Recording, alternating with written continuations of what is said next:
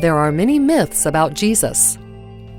In these programs, we're talking to some experts who can help us get at the facts behind the myths.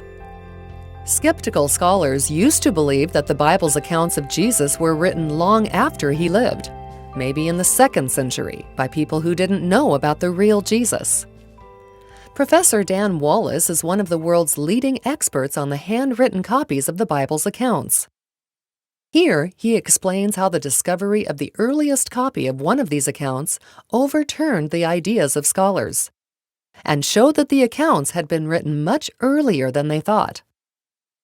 Perhaps the oldest fragment is papyrus number 52, also known as John Ryland's papyrus number 457, and this is housed at the John Rylands Library of Manchester University in England. It was discovered in 1934 by C.H. Roberts, who was a man recently doctored, got his PhD in papyrology and in classics. And he was rummaging around in the library of the John Rylands and discovered this fragment that is no larger than the palm of my hand, 2.5 inches by 3.5 inches. And the interesting thing about this fragment was it was written on both sides. What that told him almost immediately, it was probably a Christian fragment. The reason is, if it's written on both sides, then it would have been written on a codex, which is our modern book form, invented at the end of the 1st century AD.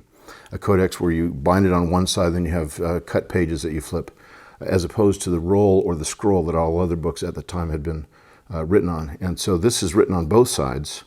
And John 18:31 through 33 was on one side, John 18:37 and 38 on the other. 90 years earlier than when C.H. Roberts discovered this fragment, in 1844 in the journal The Tübinger Jahrbuch, F.C. Bauer of Tübingen University had argued that John's Gospel cannot be dated any earlier than A.D. 160, and most likely was to be dated about A.D. 170. He was basing this on philosophical constructs that he had learned from his professor of philosophy, Hegel, who had come up with Hegelian dialectic, which we may know as thesis, antithesis, and synthesis.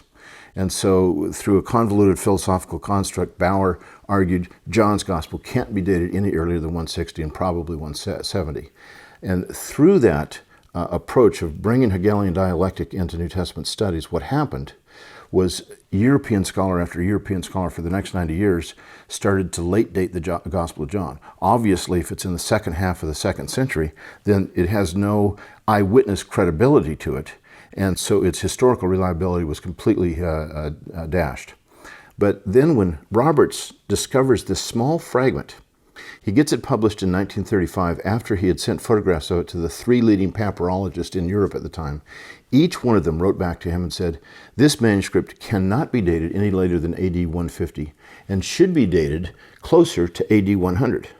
A fourth demurred. He said, no, I think this should be dated in the 90s of the 1st century. So you have these scholars who are saying the copy of John's Gospel can't be dated later than 150. It's probably closer to 100. Typically, we date that at about 125 now, but really it's a date between 100 and 150. But here's the interesting thing. Generally speaking, a copy of a manuscript is not written before the original of the document. This sent 2 tons of European scholarship to the flames and brought John's Gospel back into the 1st century.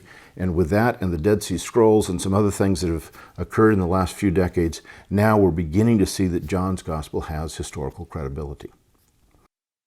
The myth is that the Bible's accounts of Jesus were written long after he lived, by people who didn't know much about the real Jesus. The fact is that the accounts were written very early, within living memory of Jesus. Next time, we'll look at the evidence that these accounts are based on the testimony of people who knew the places where Jesus lived.